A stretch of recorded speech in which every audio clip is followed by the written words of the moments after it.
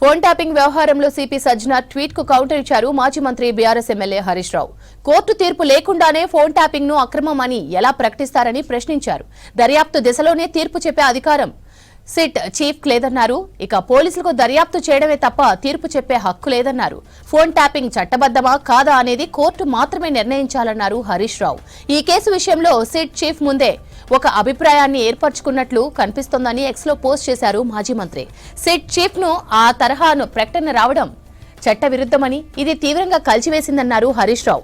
రాజ్యాంగబద్ద ప్రజాస్వామ్యంలో న్యాయస్థానం తీర్పు ఇవ్వకముందే ఏ ఆరోపణను నేరంగా పరిగణించలేమని చట్టం చెబుతుందన్నారు హరీష్ రావు.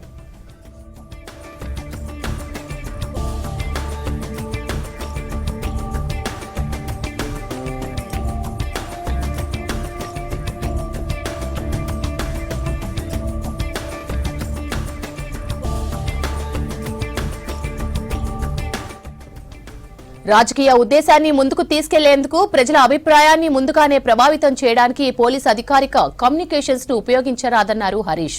దర్యాప్తు సంస్థలు స్వతంత్రంగా చట్ట పరిధిలోనే పనిచేయాలన్నారు మాజీ మంత్రి.